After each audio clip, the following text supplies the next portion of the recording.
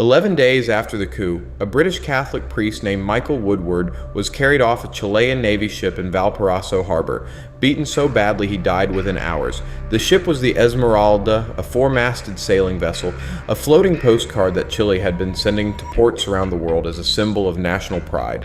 And while tourists were posing for photos with her crew in foreign harbors, her decks below were being used to torture people. That's the part that still doesn't sit right, isn't it? Because this wasn't some hidden bunker in the desert. This was a working port, in a working city, with fishermen, dock workers, customs agents, and tourists walking past every single day. So how do you hide a black site in plain sight? You don't. You just make sure nobody with power wants to look. September 11th, 1973, Augusto Pinochet's military seizes the Chilean government. Salvador Allende is dead inside the presidential palace. And within days, the Chilean Navy has a logistical problem. They are arresting people faster than they have cells to hold them. Professors, union leaders, student organizers, priests, anyone with the wrong phone number in the wrong address book. The land prisons fill up, the stadiums fill up, and somebody in the Navy looks out at the harbor at Valparaíso and has an idea. The cargo ship Lebu is sitting right there. The school ship Esmeralda is sitting right there. Why build new prisons when you already own floating ones? So that's what they do. They convert them. The Lebu, a working merchant vessel, becomes a detention center. And the Esmeralda, the pride of the Chilean Navy, the ship they send abroad as a goodwill ambassador, becomes an interrogation site. Hundreds of people are brought aboard, hooded, bound, some held in the cargo hold of the Lebu for weeks, others taken below deck on the Esmeralda for what the Navy euphemistically called questioning.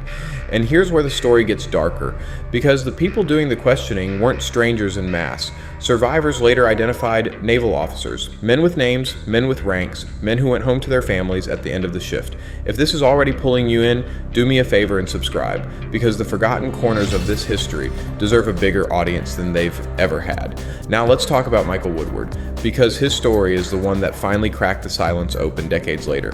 Woodward was British-born, a Catholic priest who had spent years in Chile working in the poor neighborhoods around Valparaíso.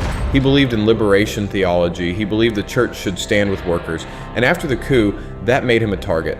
On September 16, 1973, he was arrested. He was taken aboard the Esmeralda, and what happened to him over the next 2 days is something the Chilean Navy denied. Deflected and buried for more than 30 years. He was tortured, severely. By the time he was transferred to a naval hospital, the damage was catastrophic. He died on September 22nd.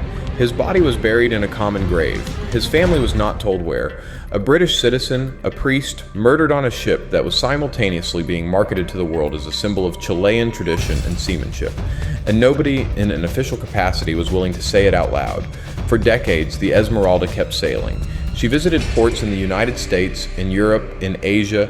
Crowds came aboard for tours. School children waved from the dock, and every time she pulled into a foreign harbor, Chilean exiles and human rights groups would show up with signs, protesting, naming names, reminding anyone who would listen what had happened below those polished decks. And for years, the Navy's answer was a shrug, a denial, a claim that the protesters were exaggerating, that the testimony was unreliable, that no such thing had occurred.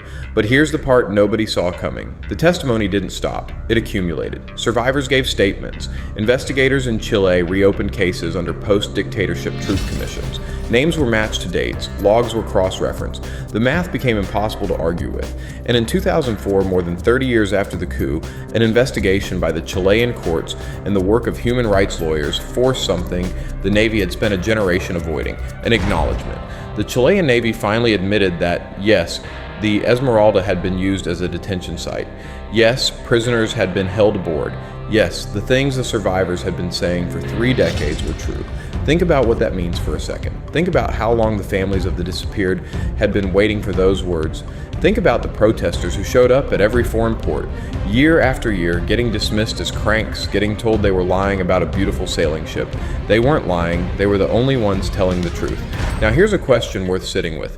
Why a ship? Why not just use a warehouse, a basement, a stadium like they did everywhere else? Part of the answer is logistical. The harbor at Valparaíso is right there. The Navy controls it. Access is restricted. You can move prisoners on and off without civilians getting close. But part of the answer is psychological. A ship is mobile. A ship is sovereign territory under the command of its captain. A ship can pull up its gangway and become an island. Whatever happens on deck happens under naval law, behind naval discipline, inside naval silence. And the Esmeralda, specifically, was useful for another reason. She was untouchable in the public imagination. She was the white swan of the Pacific. She was on postcards and postage stamps. Nobody wanted to believe that the prettiest ship in Latin America was also a torture site. That's the trick of hiding something in plain sight. You don't actually have to hide it. You just have to put it somewhere people refuse to look.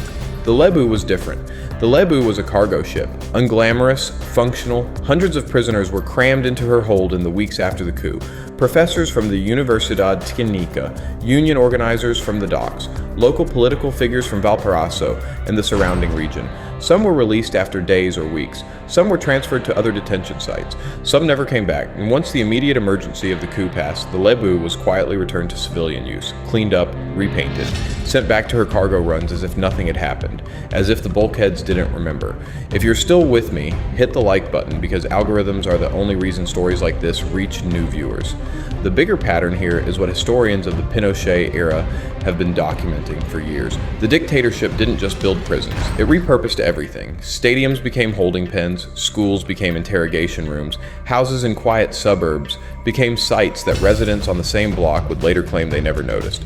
The horror wasn't concentrated, it was distributed, stitched into the ordinary fabric of the city so thoroughly that you could walk past it on your way to buy bread.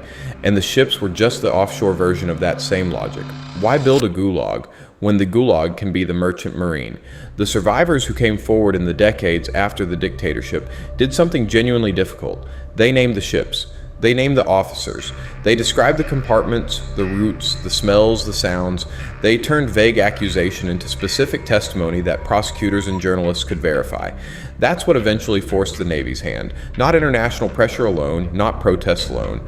The slow, patient accumulation of detail by people who refused to let the official story stand. And here's the uncomfortable coda. The Esmeralda still sails. She is still in service. She still visits foreign ports as a training vessel and a goodwill ambassador. And every time she docks somewhere new, there are still people on the pier with signs, still reminding the crowds what happened on those decks in September of 1973. Some Chilean officials have argued the ship should be retired or repurposed or turned into a memorial. Others insist she is a symbol of the Navy and should keep sailing. The argument is ongoing, but the next time you see a photograph of a beautiful four-masted sailing ship gliding into some sunlit harbor, remember that ships carry history in their hulls. And sometimes the prettiest one in the fleet is the one with the most to answer for. If this story shifted something for you, hit like and subscribe, and I'll keep digging up the ones the official record tried to bury.